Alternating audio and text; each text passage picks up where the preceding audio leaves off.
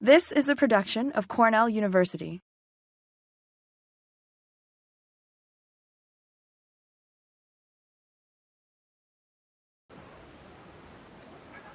So I thought the most important part of that injunction was to talk about what things we have not done that we should do better in general. And I think there is one really striking fact of the social sciences, which is that economics, political science, sociology, probably anthropology, all look alike in some degree. And then there is hanging out there by itself psychology that doesn't look like the others.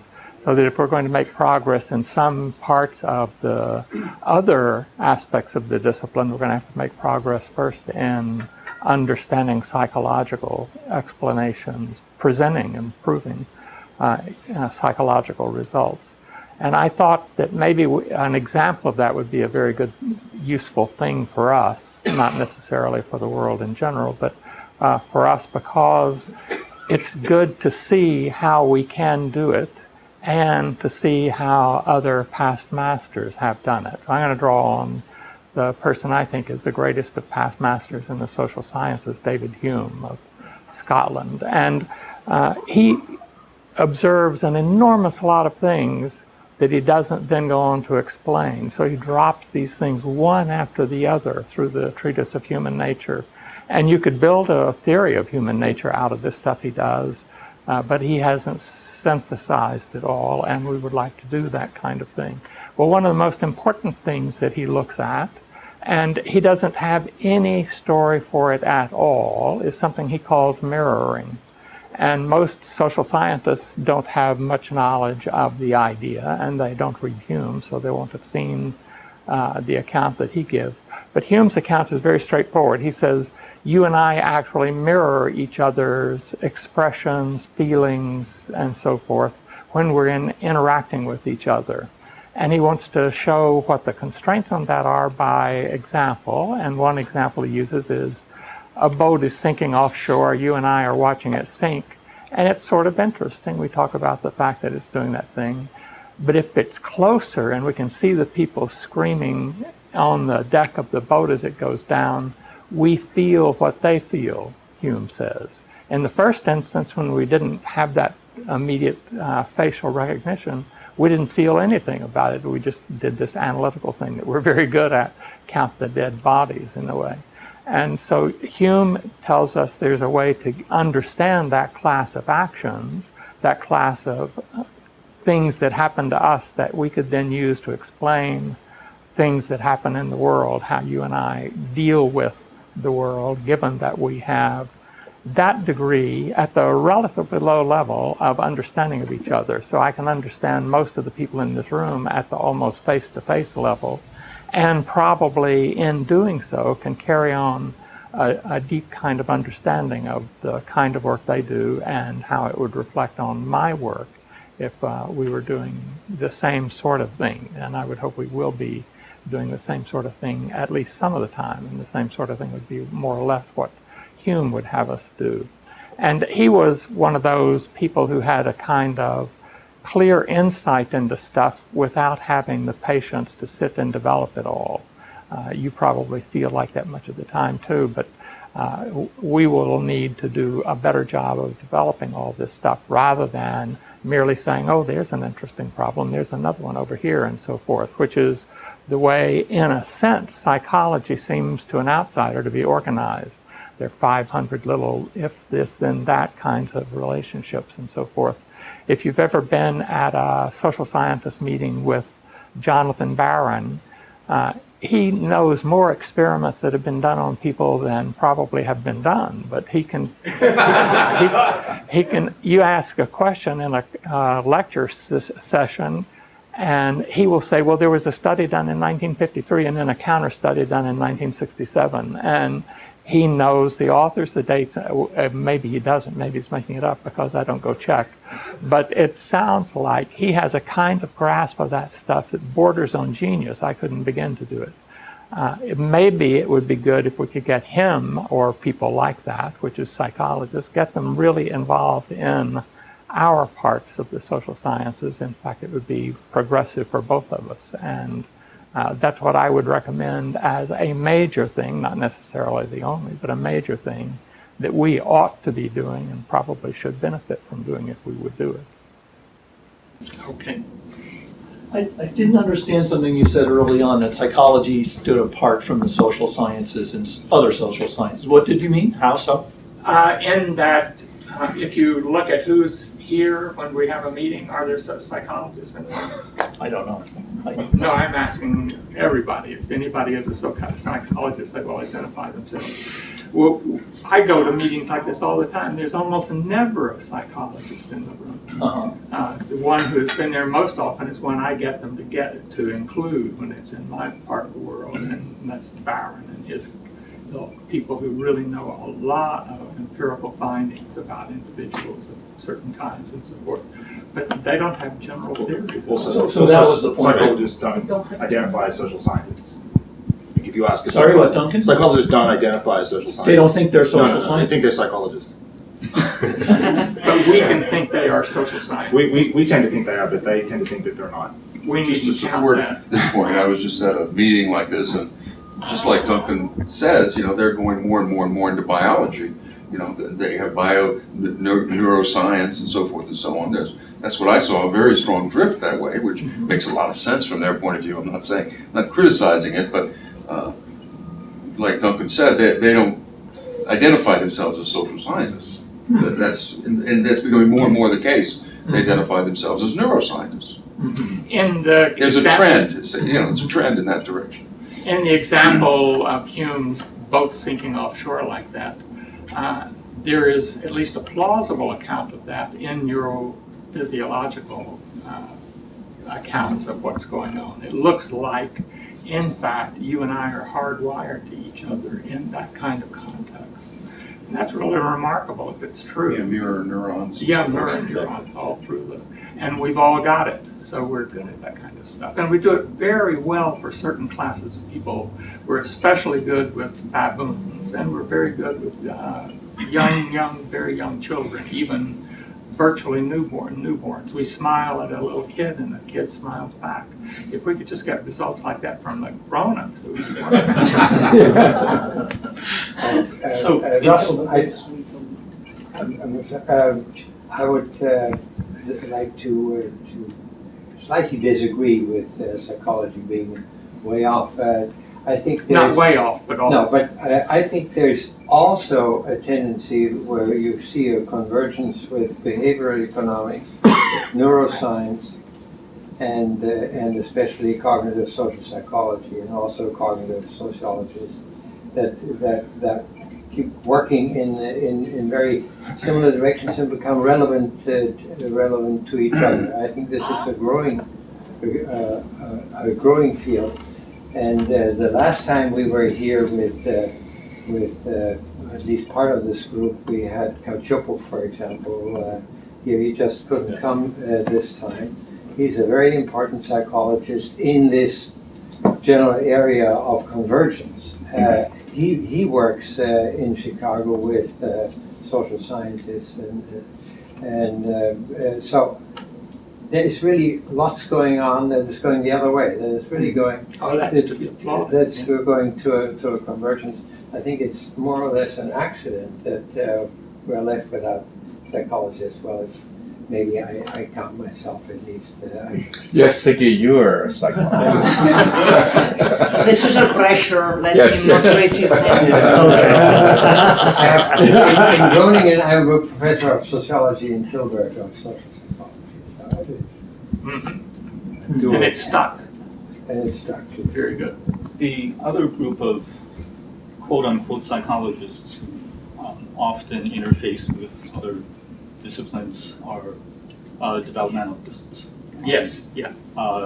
And as John points out, they've been exiled from much of psychology, but they think hard about skill evolution, social emotional development, along with cognitive development. And they sometimes get pushed off into education rather than into psychology or social science. That's correct. But they're happy to talk to. They often look like other social scientists. I'm intrigued by the debate in part because certainly at Cornell we've been trying to build some of the bridges between psychology and economics in particular, and I guess I'm wondering how much of this is reflecting disciplinary dynamics within psychology and the different subfields within the discipline, with the developmentalists and social psychology perhaps moving in different directions from those who are working in more neurological fields. But certainly I as a political scientist, we are increasingly looking at discoveries in psychology and learning from some of the work being done there, and certainly at least some of the economists are looking in that direction as well. So I think you see other social scientists trying to keep abreast of what is going on in psychology and trying to work at that intersection. But it seems as if perhaps some of the internal disciplinary dynamics are pushing in a different direction, in at least some of the subfields within psychology. Just a clarification, was your point that they don't have like general theories and therefore it's harder to relate to them? Or was your point that like the psychological mainstream methodology, lab experiments, doesn't really translate easily into other type of social More science nearly the knowledge? latter than the former. Okay. So that it's really hard to take this incredible cluster of relationships that prove a minor point of the theory. The theory is a collection of minor points rather than an overall sweeping thing. May I go in a different tack? Maybe yank Hume into the 21st century. Is mirroring meant to be a physical presence, or does mediation, does the media abet or obscure this mirroring? Is our reaction to Katrina just voyeuristic, or is it part of this same process that Hume is describing? And do we know? It probably hasn't been studied in the way we would need to have it studied, but it sounds to me like, in actual fact, if you or I were in New Orleans talking with people at the time or soon thereafter, we would begin to mirror a lot of their associations, a lot of their emotions and so forth, so that we would feel it for real. Not the way George Bush flying over at a distance would tell us anything about it. He doesn't have a grasp at that level of emotion. But it's tough getting measures of that, so that's not a knockdown easy case here. And another element in this direction is the difference between like perceiving an event in terms of large-scale consequences and related to a single individual. Mm-hmm. So, for instance, there are these experiments in which they look at whether people change their donations in this case. If they are told, let's say, in Congo, 300 kids die every day for this type of disease, or if they show them, like, this kid has died of this disease. And in all these experiments, like, people donate more when they see the one person, when they relate to the individual. So it's not merely more, they donate a lot more. Right. That suggests also another field that could be well represented in this group, and that's marketing. Yes. I mean, serious people in marketing think about exactly these things. Mm-hmm. They think about both the psychological element of what is being shown and also the social ramifications of that. But I agree, marketing is not sort of high on in the pecking order of academic disciplines, but I think it does marry together some of these ideas. But wouldn't you say that many people who work in marketing departments are psychologists for that very reason? Yes, but it's not the kind of psychology that is narrowly sort of looking at these little bitty experiments. It's much more concerned with the application and how it will affect a social group. That's the whole point. I agree. So maybe thinking about in the institutional context isn't maybe the frame is too narrow. because I was at a meeting about a week ago with someone, a professor from Caltech, California Institute of Technology, who dabbled in marketing on the side, actually, and brought up this point that, well, for those type of insights, it's much easier to get good compensation by doing that commercially instead of at Caltech. And so there's a side consultancy for that. But the person was very brilliant with respect to some social insights, but it's just not making it into the literature. You know, they keep their academic professor work separate from their side consulting work, and that's a shame for the sciences. Yeah. How much time do we have? We have time for more? Another couple minutes. Okay. Well, I have a colleague who looked at reference networks among social science authors, and he mapped out the sort of topography of social science referencing and sort of drew boundaries around disciplines. And if you look at it on the aggregate, you find that, for example, economists and legal scholars cite each other a lot, and political scientists are sort of up there as well. Sociology's in the middle a little bit, and then psychologists and health researchers and others are on the other side. And I was wondering if you could reflect on whether you think that is that a reflection of something about the language that are used by people in those disciplines, or the methods that they use, for example, to describe their findings and the things that they think are important to explore, and whether that could help explain why maybe they're not citing each other as much or drawing on each other's work directly within the social sciences.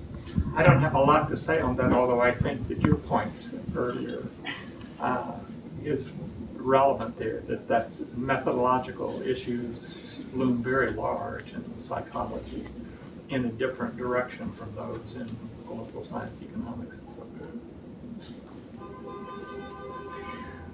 The topic of interdisciplinarity comes up a lot in meetings of this nature, which I'm a big supporter of that idea. But, you know, there always raises the question, what is interdisciplinary anyway? And there are different meanings of the term, you know, and I often like to start this with a quotation from at least the Santa Fe people know Walter Fontana, you know, and he always said, well, bad interdisciplinarity is, if you don't like this idea, blame him, not me. Bad interdisciplinarity is just people from different disciplines sitting around a table like we're doing.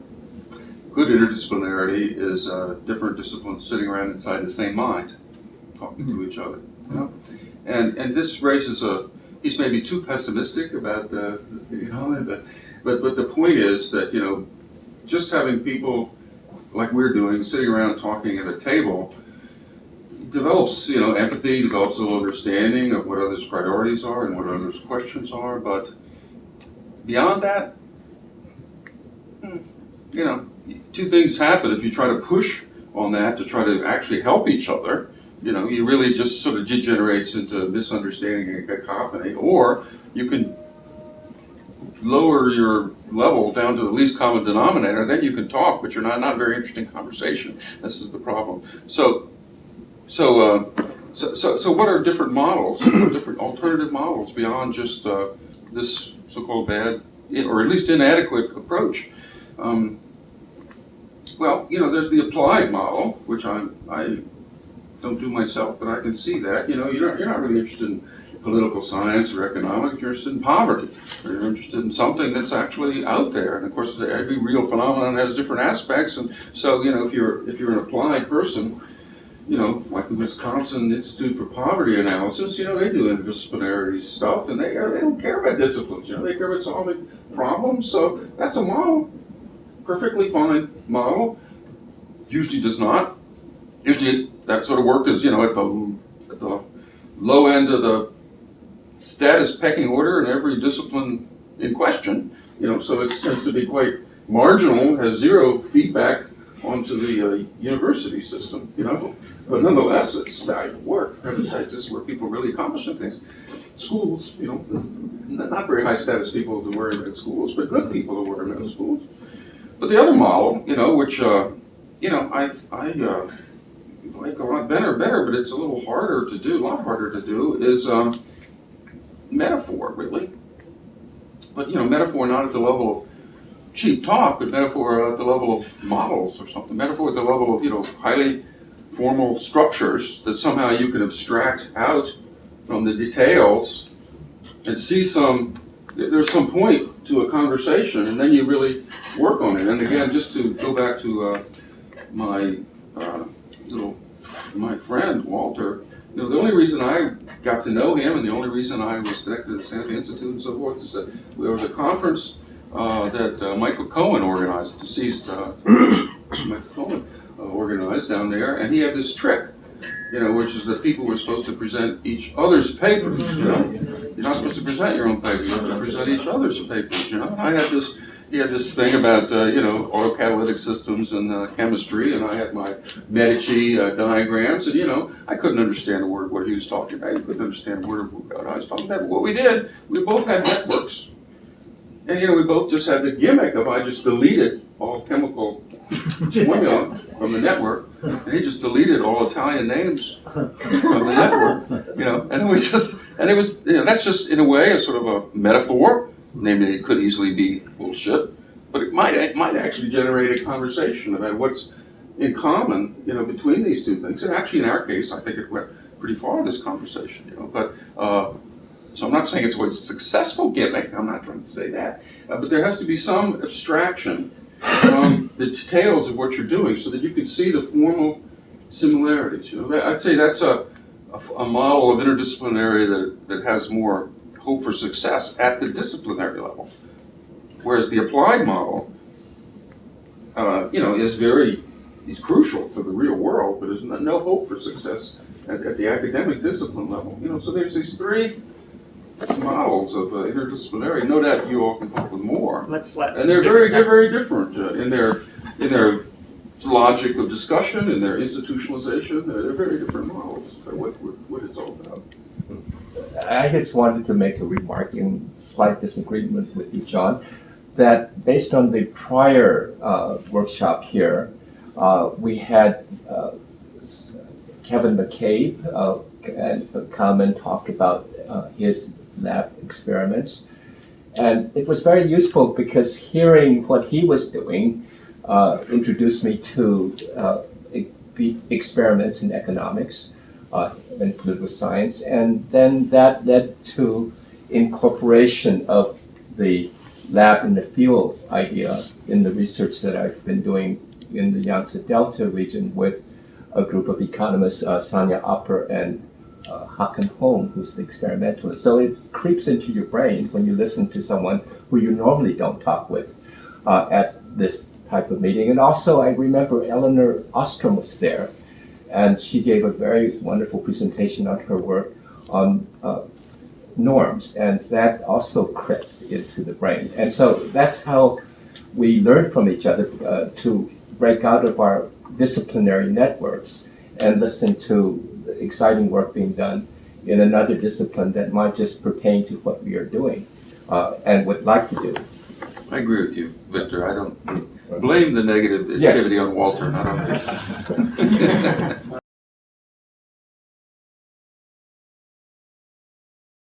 This has been a production of Cornell University, on the web at cornell.edu.